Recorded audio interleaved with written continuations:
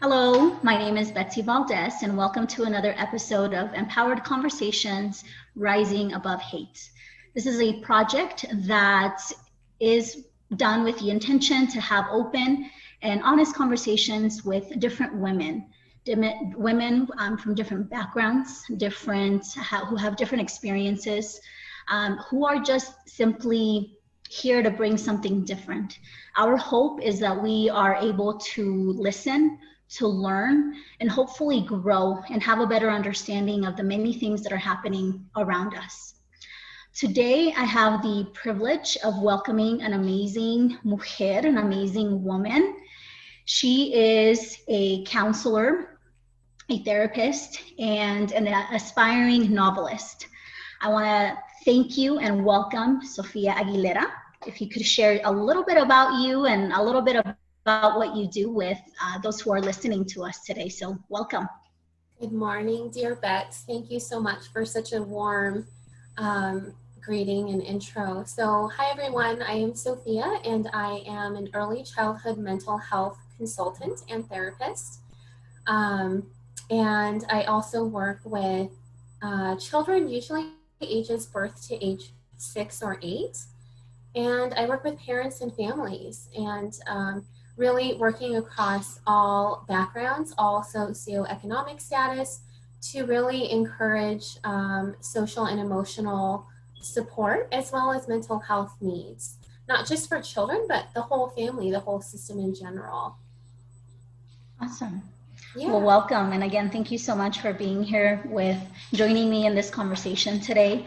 As I mentioned, this was a project that my friend Angela Garcia, who is the founder of Moms Who Rise, and we decided to create something that we believed was something that was needed now more than ever. And it was just creating a space where we can have these conversations. I think in today's world, that's something that we lack, is just the ability to even have a simple conversation. And I think that that's where change starts. That's where we start seeing things happening, things changing. And so that is our hope. It is our honest hope that with these conversations, we can open up opportunities for growth, that we can open up more opportunities to have these tough conversations. And we're not going to have the answers. We don't know it all. This is not to have it perfect. It's simply to make a step in the right direction, to be a light in what feels sometimes like a dark world. And at least that's what I feel at times. And so I think that this is just a small way that we can contribute to how do we educate others? How do we bring forth experiences that others may not be aware of? And so that is our hope with this. And I thank you so much for just being able to be here with us today. Thank you for having me. And thank you and Angela for providing this platform. It's a very needed time for sure. Definitely. So I want to go ahead and get started with, the conversation that we have for today. And a lot of it is around race, racism, discrimination. And I know that these are words that we hear often. And now we hear it left and right. What is right? What do we even know what it means? Is it even real? I mean, I think that and I'm sure you can agree with this, there's just a wide range of definitions or experiences or whatever others' opinions might be of these specific topics. And so I want to ask you, what is racism to you?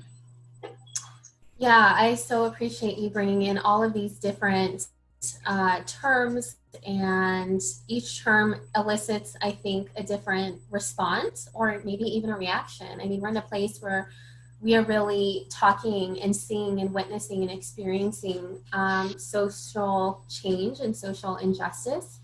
And for me, it's, when I think of racism, I think of how there is this system of advantage based on skin color. And I mean, racism has so many layers to it, right? Like we have societal, political, institutional, all of these social systems that go beyond bigoted attitudes. And, you know, there is this inherent superiority that people of color, double minorities, marginalized people, they are experiencing and suffering. And so, you know, we're actually seeing up front and center 2020 as a racial revolution, as its own this whole different civil rights movement. And we've had them in the past, and we're experiencing that on top of the global pandemic. Yeah, and it definitely is hard. Mm-hmm. And maybe I admit that I need to get off of social media at times, because there are many times that it can be quite negative. But I think that at some point in our lives, whether it is on social media or in life, in person, we have experienced racism and discrimination. Yes. Yes. And so that brings me to my next question. Can you share an experience with us where you have experienced racism or discrimination in your life?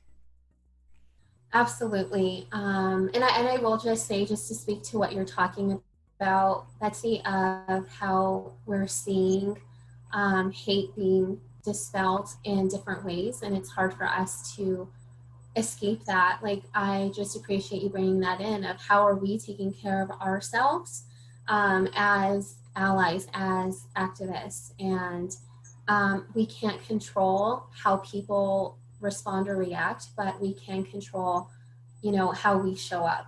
And I'm with you. It's really disheartening to see how some people do not understand, or are not willing, or are able to see the magnitude of their choices, and how their choices impact the people, you know, humanity. It impacts each other. It impacts, you know, our children and our policies. So I just appreciate you bringing that in, because I think that's something we do need to explore, maybe on a different podcast, of how we're taking care of ourselves in the midst of social justice. Absolutely.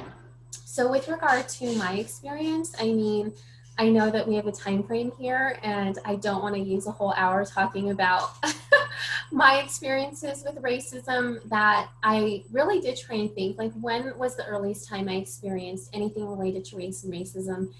And I was quite young. So I would say from age 4 to I'm 33, it's been constant. It has been frequent. It has been intense.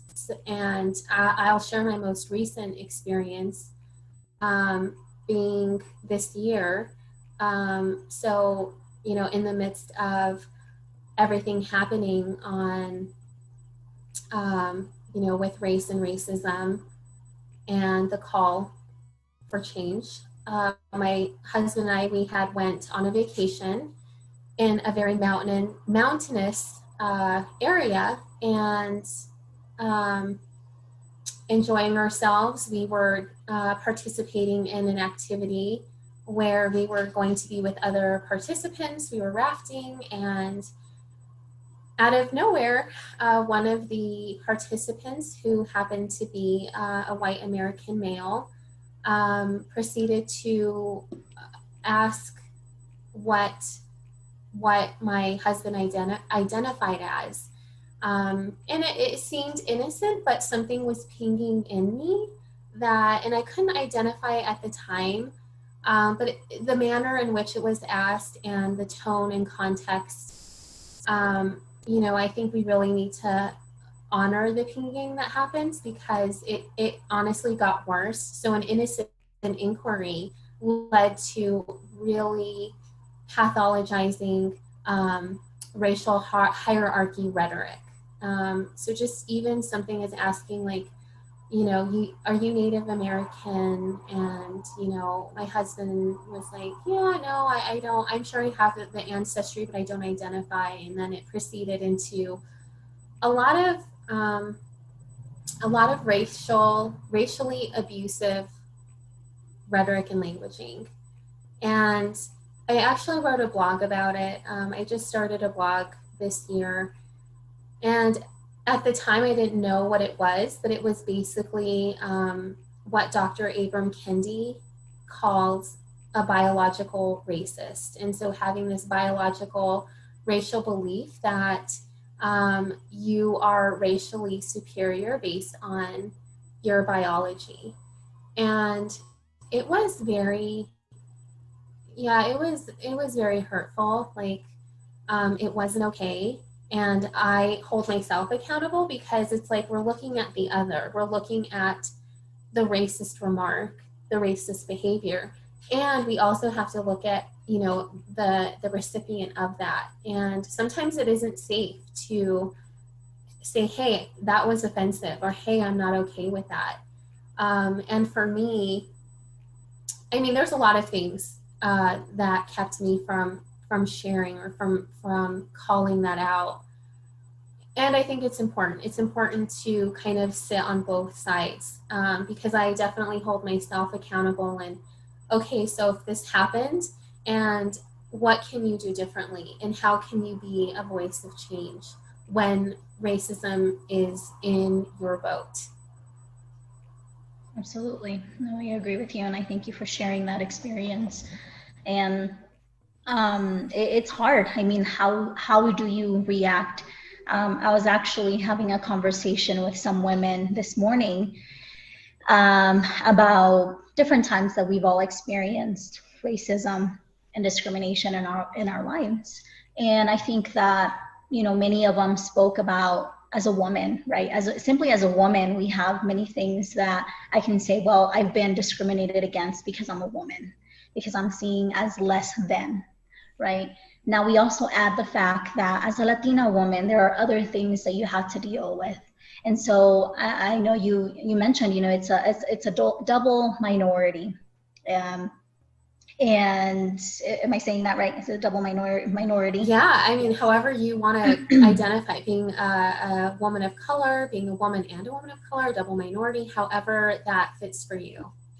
And so, you know, I just brought up all these different things, right? And I really appreciated the conversation that we had, or that I had this morning with a few women, because it was a diverse group. You know, the majority of them being white women, but willing to have a discussion, willing to be able to have a conversation. And I think that it just reminded me of what this space is about. Really creating that space where we can have those conversations, talking about what's okay and what's not okay. And when do we use our voice to say, you know what, it's just not okay. It's not acceptable. What you're saying or what you're doing or what you're asking is racist, or it's just not okay, right? And I think that we need to use our voice. It doesn't always feel safe. It doesn't always feel like it's what I should be doing. And I can be honest with you. I think early on, growing up, I always felt as if there's no need to rock the boat. There's no need to say literally, because, right? Yes, we're in the boat, Bets, and yeah. You might rock the boat. Right. And so there, for me, I felt like a lot of my growing up was that, going back to don't rock the boat. It is what it is. Just, you know, there's a saying in Spanish, you know, that this calladita te ves más bonita. So like keeping your mouth shut, you look pretty like that. Don't do anything. I haven't heard of that. I mean, you think about all these things that you have growing up, and you're like, you don't ever question. And then now you're like, wait a minute, what did that mean? And what are all these different things that growing up I was told, but never really questioned. Yes. And Sofia, you and I have discussed even the fact of being Latina women, and how society wants to lump us all together into one group. And I think that it's important to acknowledge the fact that we're all, even as being Latina women, there are so many things that also make us different, right? And I don't mean different in a way that, in a negative way, but I think that we need to become aware and acknowledge the differences, the differences that we have, the differences out of respect within the group. Yes. Exactly. Yes. And so, you know, as a Mexican woman, I was not born here, and being here, I identify as a Latina. I'm a Mexican woman, but I'm sure that my experiences, what I've been taught, my family, everything that makes me is very different from someone who is first generation or second generation or 10th generation, right?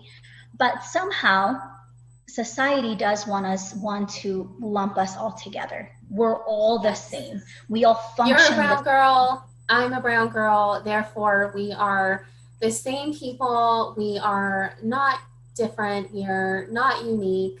We don't come up from a different narrative.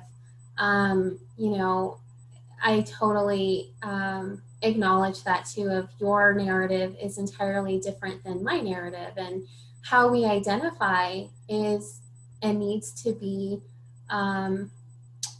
it needs to be magnified in a sense that, look, we are individuals and we have different identities and we have different racial identities and racial narratives.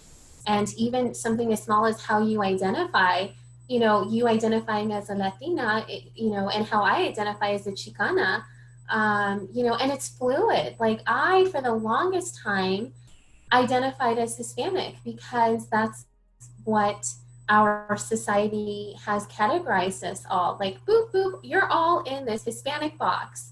And so I think that's really important that we address that too, because we have to acknowledge that we have internalized a lot of this, racial hierarchy and this systemically taught programming. Absolutely. And we don't even think about it, right? We become so accustomed to, oh, this is what I am. This is what so and so says I am. This is what society says I am. So this is what I must be, right? Yes. But I think that we need to remain curious. We need to challenge the different things that have been placed on on us. Is this right? Is this not right? And again, going back to what you said, it's just simply being a voice of change, being a voice of we have to move forward, and how do we do that? So thank you for bringing that up. Yeah, of course. You and I know that you are a big fan of Brené Brown, and I constantly listen.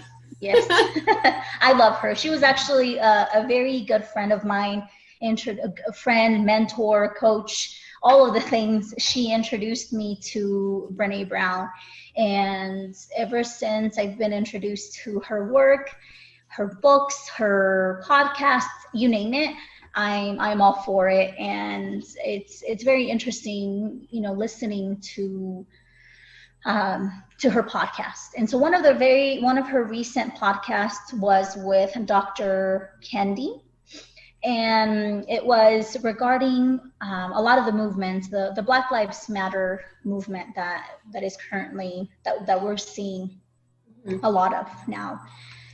What would you say is your biggest takeaway from that conversation that Brené Brown had with Dr. Kendi about being an anti-racist?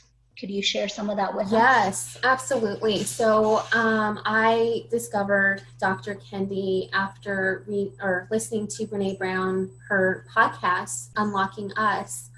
And that's how I discovered his books and his teachings. And from the podcast led me to his book, How to Be an Anti-Racist. And I'm still reading via Audible that book, which I highly encourage Audible and having an actual copy so you can highlight, because he brings up historical, the historical lens and definitions and challenges of the systemic internalizations that we've all been programmed to think about. He brings in different terms that I would not have used, like even the term anti-racist. What is an anti-racist? Racist being a fixed identity and letting that go, like being a racist is not a fixed identity. There's just so much that he does share. And I think for me, the biggest thing is using that language, challenging myself, recognizing that, you know, anybody at any given point in time can have a racist, can be practicing racism. And it takes a lot of internal work, and you have to be willing and invested in acknowledging, how am I contributing to this problem? And am I willing to be part of this change? I think for me, the biggest thing that just comes up is the word anti-racist, because that is, I've never heard that term before, and that is the premise of his book and his teachings. And he basically says an anti-racist is someone who is willing to admit times being racist and recognizing racial problems in society and challenging such inequities with policy change. So that's, you know, kind of been what has been my mission, and I'm sure you and Angela as well. I mean, I've created my own little Facebook Lives where I'm really using my expertise with early childhood, and I'm bringing in and talking about, you know, with parents and adults and educators, how do we talk about race and racism with children, and why do we do this, and why is it important, to really give that normalization, like, hey, are you struggling to talk about this? Do you believe that it's inappropriate? Do you find yourself passing on your own anxiety because it's your discomfort using the R word?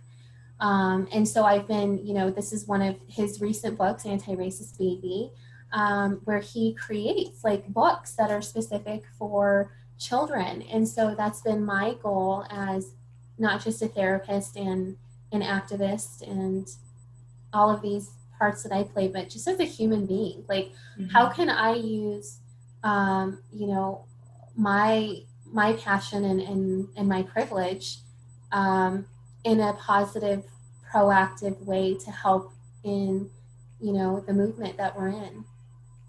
Absolutely.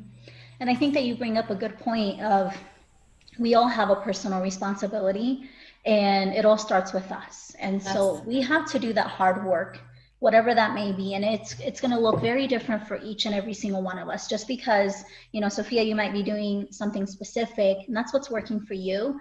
Something else might be working for me, but it's about taking that responsibility, knowing that there are things within ourselves that we need to look at. Like you mentioned, you know, looking in the mirror and really asking those tough questions.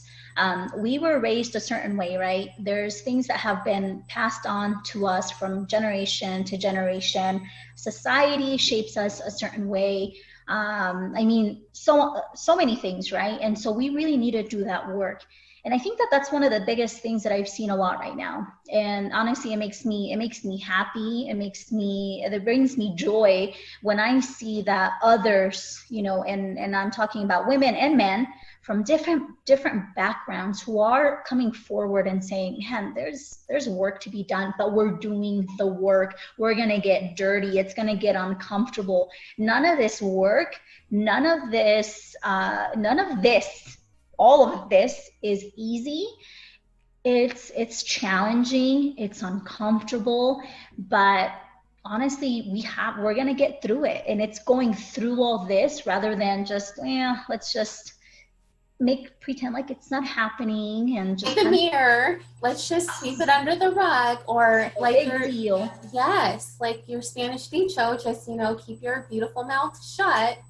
I mean, you're right. It's like, it is really beautiful to see how everybody is coming out and showing up and being brave and getting out of their comfort zone. And we're in this painful, beautiful, miserably beautiful process of these growing pains. And what I appreciate about Dr. Kendi bringing in this metaphor of saying, like, it's kind of like a rainbow, where it's like there's a lot of storminess and there's a lot of uncertainty with a big, you know, terrifying storm, and out of it comes this glorious, majestic rainbow. And that's kind of where we are. It's like we're kind of in between this storm.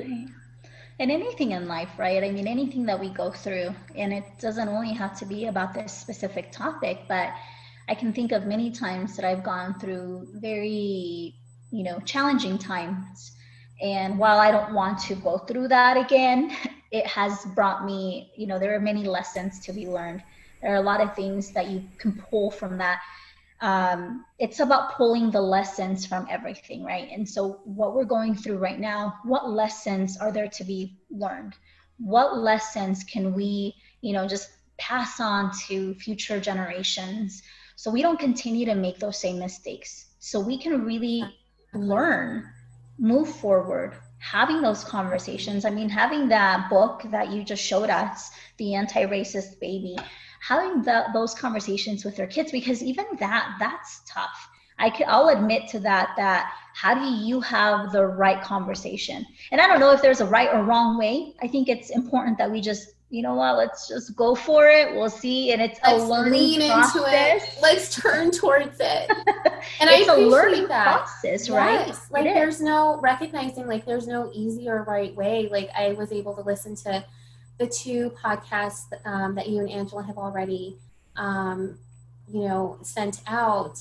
And I appreciated hearing these women talk about, the challenges in talking about race and racism with children, and when is this appropriate, and is it appropriate, and how do I still honor their, their wonder and captivate that they are still children, and also recognizing that this is happening in front of all of us, and they're seeing it and they're experiencing it. And as the research tells us, is children think very critically about race and racism as early as 5 years old. And, what a wonderful gift that, parents are the first teachers, and we can come together collectively as parents, as adults, as advocates, as educators, to give that space and to offer strategies and to recognize that, there is unfairness in the world, and there is, injustice. And we can also teach them out of that compassion, empathy, advocacy.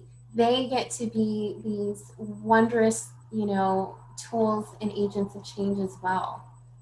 Yeah, absolutely. I keep going back to, that what I shared with you of, keeping your mouth shut. You just look prettier with your mouth shut, right? And I mean, it just made me think, like, man, like I never thought of it in a negative way, but it's like, now that I sit here and I think about it, I think, oh man, how many times did I hear that? And I just said, okay, yeah, you're right. And I actually was having a conversation with my daughter about something that happened, an incident that happened here in Greeley. With a lot of other things that are happening right now with the child trafficking and sex trafficking and all these different things. Yes. And I was having a conversation with my daughter about, if you see something wrong, just because you're small or you're young, it doesn't mean that your voice doesn't matter. You are, she's 12 at the time, and I tell her, you see something wrong, you see something inappropriate, yeah, you come and you get an adult, but you also have power and you have a voice that you can use, and you can say, hey, that is not okay, that is inappropriate, that is uncalled for. I'm like, that voice. And so for me, I guess it didn't come to mind that for me to say, hey, don't say anything, just make sure to look pretty, and like, don't rock the boat. I think for me, my instinct was like, no, you flip that boat. You say something. Exactly. You grab your oars. You do something, right? Because as a little girl, I have 3 little girls. As a little girl, I don't want her to think that she is less than for being a girl. Because she's young, I don't want her to think that she is less than. And now I don't want to add all these other things and think that she is less than.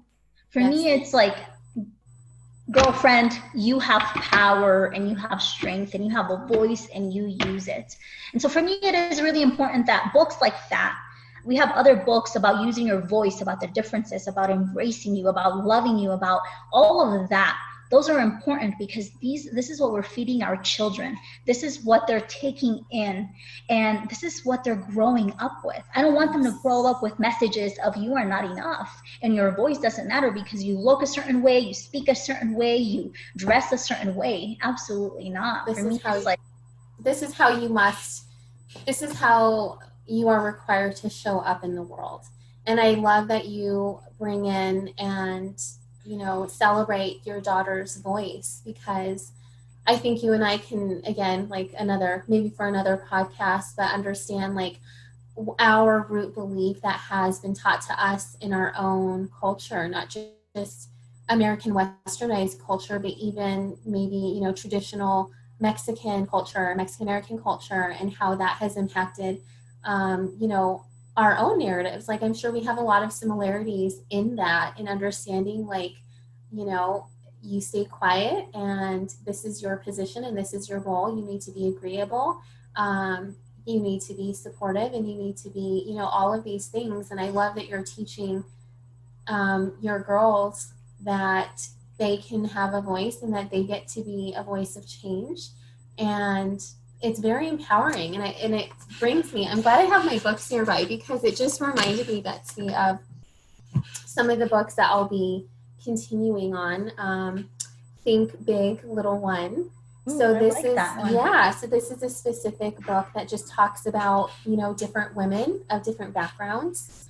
You know, What is it? Think Big, Little One? Think Big, Little One. So we have, and this is by Vashti Harrison, and it just talks about, you know, how the world is waiting for you, extraordinary role models for girls and girls of color. This little one is, and I haven't read them fully yet, but Little Feminist. So it has different little topics, little feminist artists, little feminist pioneers, little feminist leaders, little feminist activists. That's probably like my go-to. I just got these. So yeah, it's like, yeah, like how can we really identify our passion in this extraordinary shift and clearing? And obviously my passion is, you know, kids and empowerment for kids and families. And it's like, okay, like how is this affecting you right now? How is what is happening in the world impacting not just you individually, but your circle? And what are you willing to do about it? Yeah, that's like, because they are paying attention, you know, even though, you know, my oldest has a phone now. So recently had a phone because she's, you know, moved on to middle school. So we thought, you know, we want to make sure that we stay connected. It was hard, but we made that decision of getting her a phone. And so now she's a bit more connected. She still is not allowed to be on social media. We still don't allow that. But somehow, some way, the news, what's happening in the world, it gets to them. They know about it. They hear about it, whether it's in a positive way or in a negative way. And so it's going to happen. It's inevitable. How are we going to talk to them about those certain things, right? And so when the George Floyd incident happened, how do we talk to them about that? How do we talk to them in a way too that they understand, right? And they know that it's not okay. But also, how do we make them understand that not everyone is like that either? Because I don't want to create this sense of fear and this sense of division and all of these different things, right? So I say, and I admit that it is complicated. It is a challenge to be able to have conversations like that, but they need to happen because you know what? They're going to happen. And better they happen with you than with somebody else who's going to be feeding them the negative, and the negative. It's not about sugarcoating it and saying it's not going to happen. Bad things don't happen in the world because, hey, guess what? They do. But we also want to be a light, and we want to say, listen, but you can be the change. You can be that person who includes somebody else. You can stand up for somebody. I mean, so many things, right? There's an opportunity to create these changes, and it can be with these little ones. Absolutely. Yes. No, I echo all of that, of trying to find that balance. And for every, you know, person, it's different. And at the end of the day, if we can create this this space and be very intentional. We can have these very complex conversations in a thoughtful and skillful and compassionate way. It needs to happen. This is what the research tells us. This is what our profession is seeing, especially in early childhood.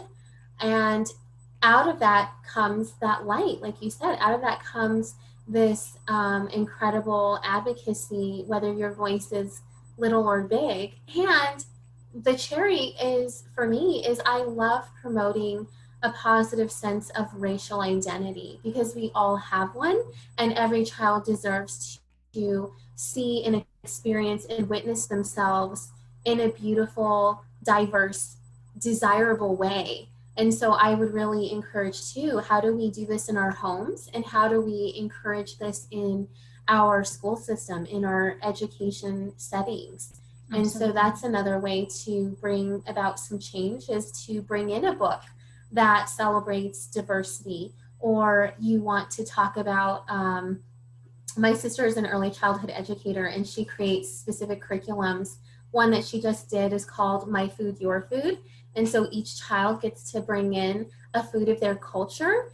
And it's just this beautiful way to celebrate our sameness and also our differences and our uniqueness. That's beautiful. We, again, to a conversation that I recently had, and we talk about the differences, right? But I think at times,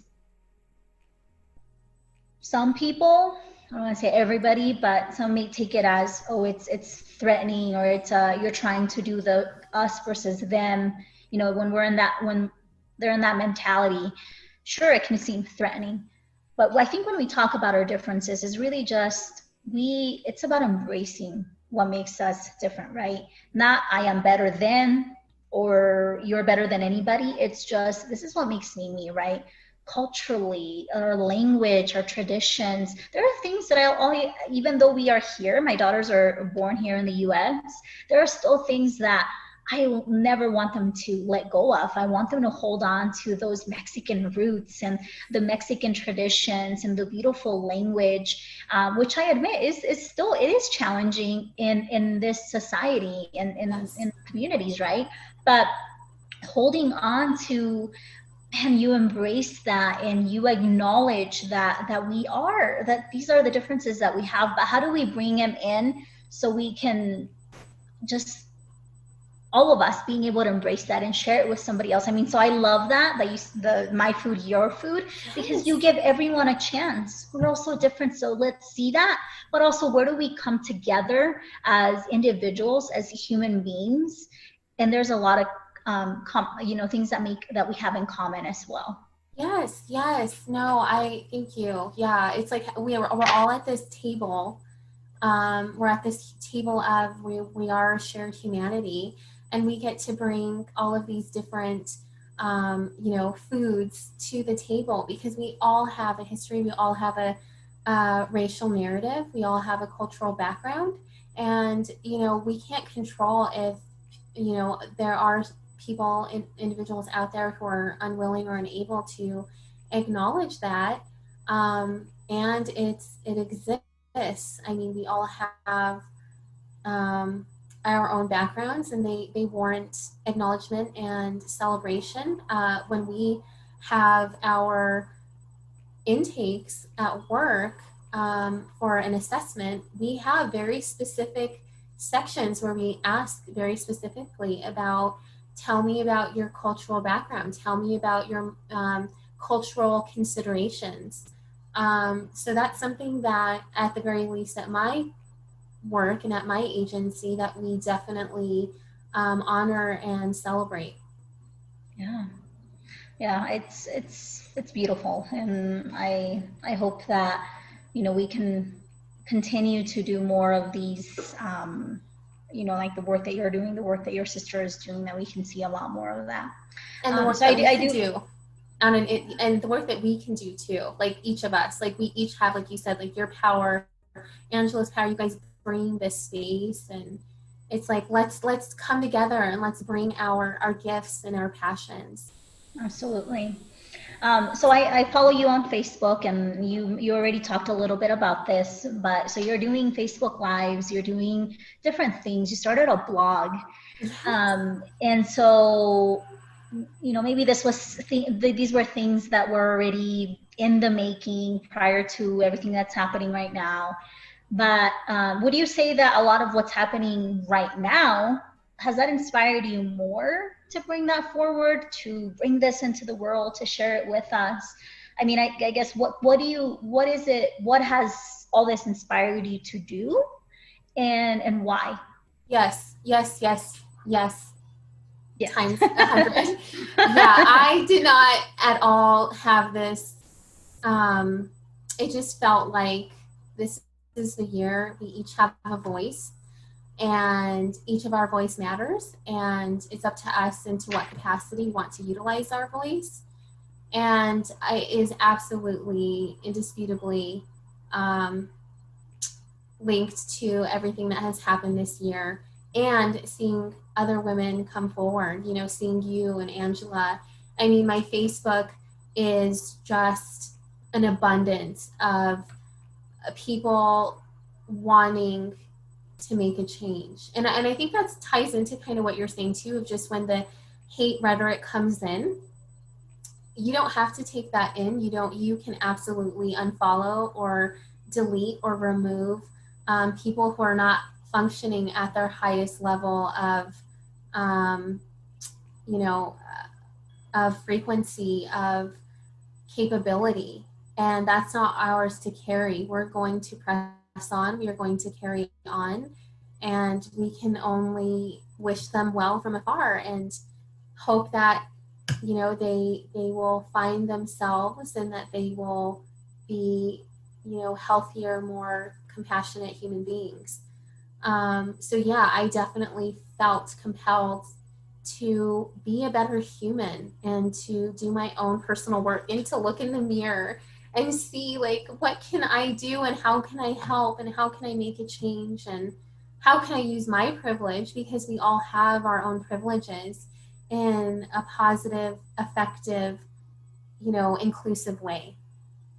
Yeah. Well, good job on what you're doing. Thank you so much. And Thanks. when we share this, I want you to be, we're gonna make sure to share your blog so others can follow you and follow your work and your Facebook lives and support you however we could. Because honestly, this is work that I don't think it's meant for us to do on our own. It's done as a Yes. community.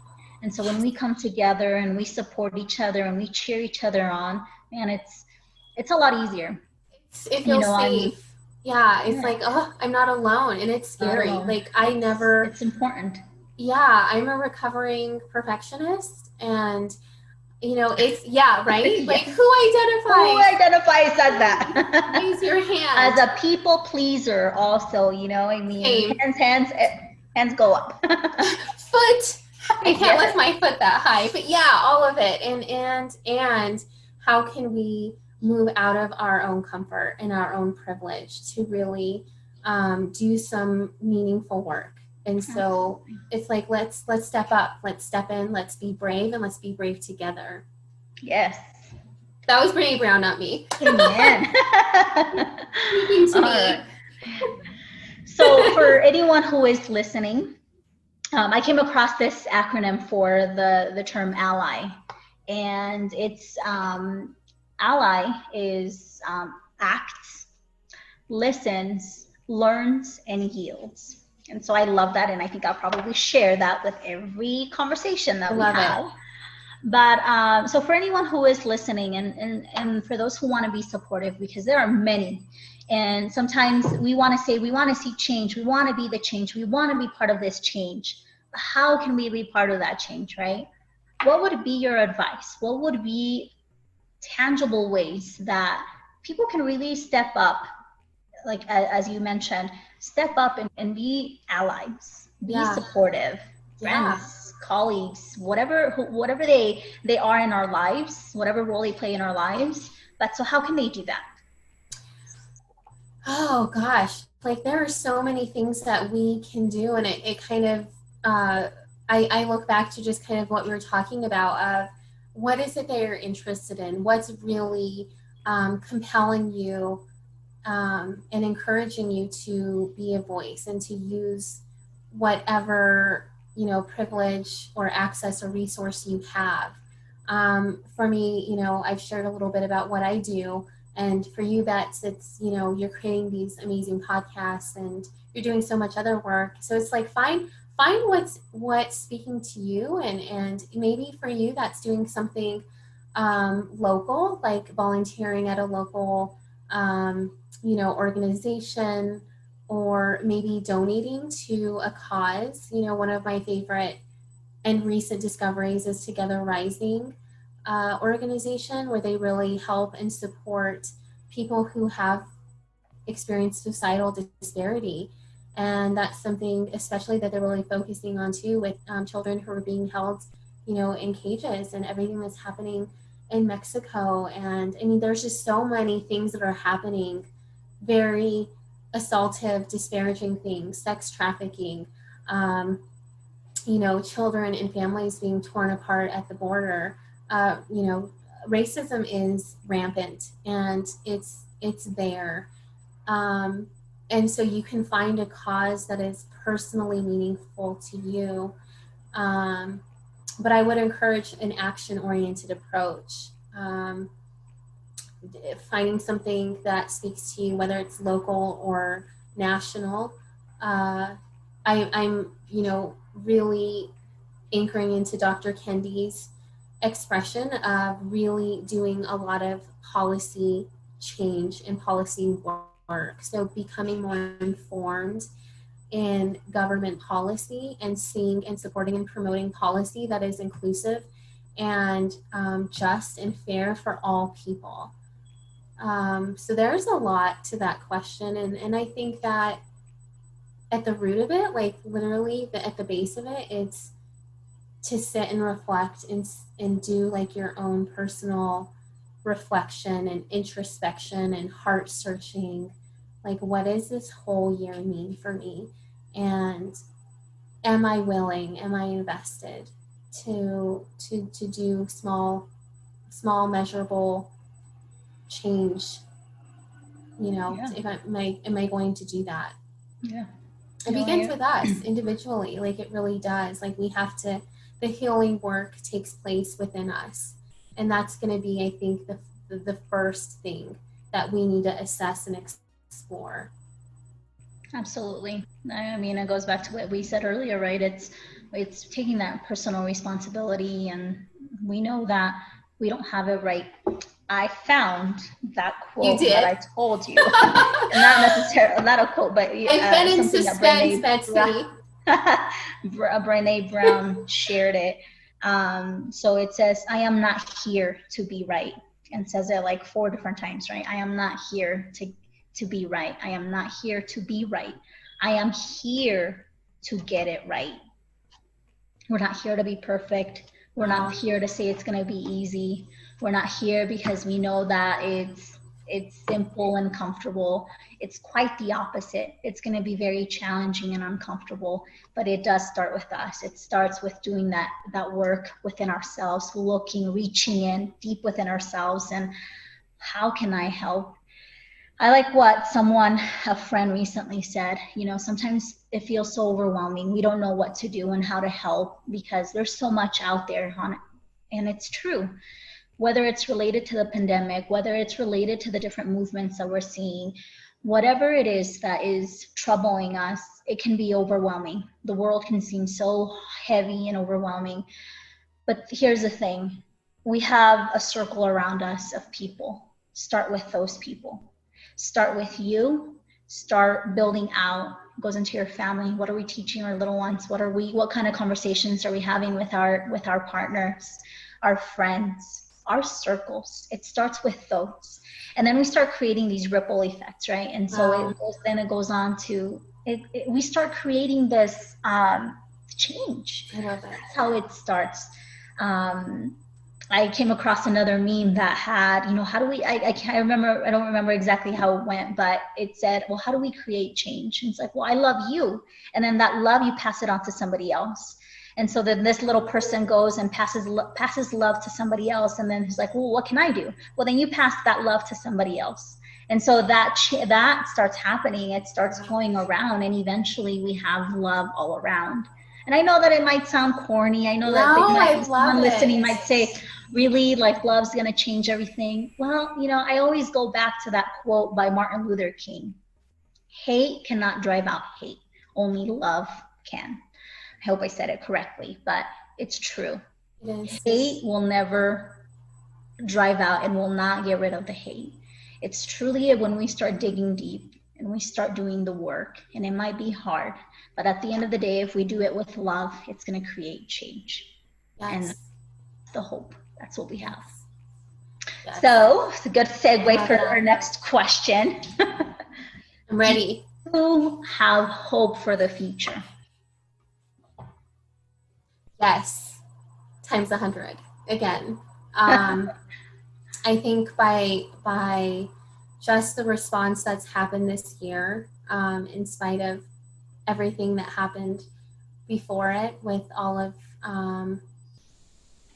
and this isn't an isolated year. This has been hundreds of years, and we're not going to solve this hundreds of years racial injustice overnight. And I do believe that there's been some pretty powerful and outward expressions of the positive change that we're seeing. We have a Black woman who is a candidate for, becoming vice president, Kamala Harris. And we have now more women of color in Congress than I have ever seen in my whole life.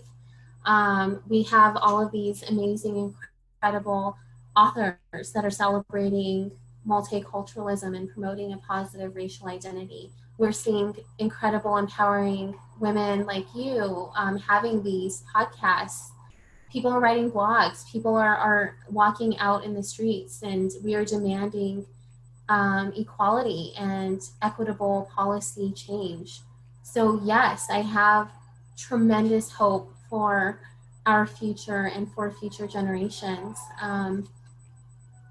And so I'm really thankful, even though it's been a heck of a year. It's exhausting. It's also very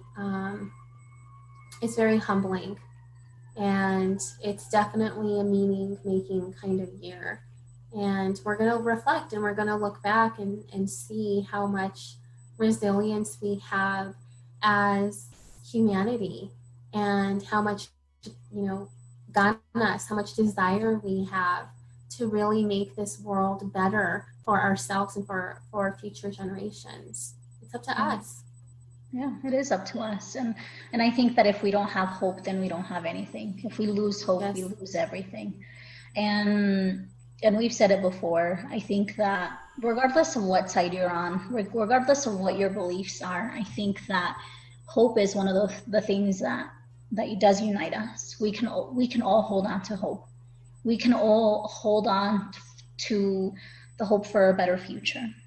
Yes. I think that when we really do sit down and have a conversation with someone, I think we'd be surprised that at the end of the day, at the end of everything, we only want what's best for ourselves, for our children, for generations to come.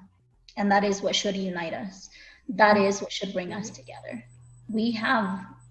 That's what we have in common as in humanity, is that we want the best.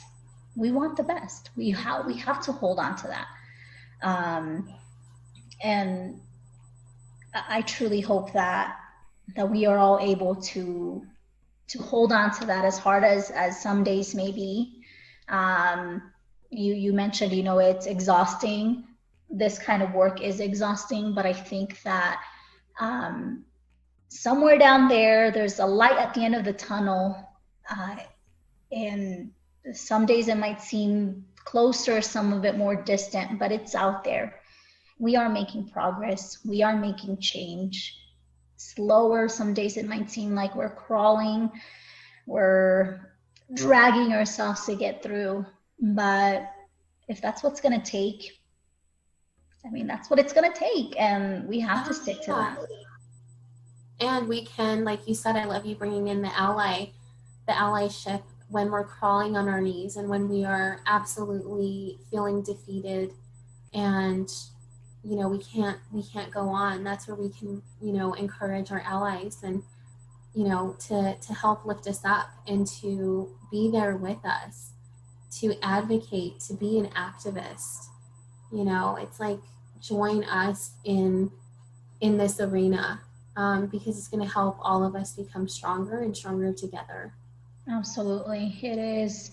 It is. What I envision is us standing together and again linking arms, and say like there are days that I'm not going to have enough strength, but you are going to hold me up and you're going to stand in and stand up for me. And we're going to do this together. Yes. As a whole, as humanity. Yep. So yeah. Amen, sister. So to end it on a positive note, and I think it's been pretty positive, but to end it even on a more positive note, what is one last message that you would like everyone to hear, that you want everyone to walk away with and say, man, Sofia, you have empowered me, but I'm saying, just give us that last message and take it what home. Can you share with us? Yes. Bring it home. Okay. Bring it home. The bring it home, the BIH, bring it home moment. I think the first is that, I definitely hope the takeaway of this podcast is to really do some serious heart searching, to really sit with yourself, to really even encourage and gently recommend talking to someone, talking to a therapist, talking to a counselor. I know, I don't know about you, Bets, but I certainly did not grow up knowing or endorsing any form of personal therapy. That's just not something that in my culture that I ever heard about. And that is a privilege. Like accessing mental health services can be daunting, and know that your local community agency, we are here to support you, and we serve and accept all forms of insurance and Medicaid, and it should be at no cost to you to come and talk to a therapist, to get mental health support and wellness, and to normalize that that's okay to talk to someone, because it's a very stressful, changing, and challenging time. And it's okay to do that. In fact, it makes you a healthier person to get that support. So definitely check out our local agency is called North Range Behavioral Health, and we offer all kinds of services of people of all backgrounds and all ages. So that would be my first message. My second message would be to, again, back to your ally and activism, is to share a personal quote that's been my favorite this year. And it's from Dolores Huerta, and she is an activist that she's been an activist since the 60s, maybe even before then, with Cesar Chavez. So she has this incredible quote that I think really speaks to all of us. And it says, "Every moment is an organizing opportunity. Every person a potential activist. Every minute a chance to change the world." So we get to decide. Yeah, we get to decide each minute, each moment. Yes. What are we going to choose to do? How are we going to choose to show up in this world? Yes, amen to that. We have a responsibility to show up. As hard as it is, we have a responsibility. Yes. And I like the fact that you bring up the it is a very difficult, challenging times. And there are many times that we do need to seek help. And yes, growing up, I don't think I was ever encouraged to seek help. We can do it all. As women, we can do it all, and we're expected to do all things. Yep. But that's not always the case. It is okay to ask for help. And if that means, seeking professional help, talking to a therapist, I love that you included that, because we need to normalize that. We need to accept that. We need to embrace it, that if it is something that we need, go for it. So Thank you. And I thank you for your time, Sophia. I thank you for being here with us today. I look forward to sharing this and all your work, your blog, your Facebook lives, any kind of work that you do. We'll be happy to share with anyone who listens. So thank you, thank you, thank you. And thank you to those who are listening. I really hope that these conversations inspire you, empower you, and above anything, that they allow you to rise above. Thank you so much, and until next time. Bye.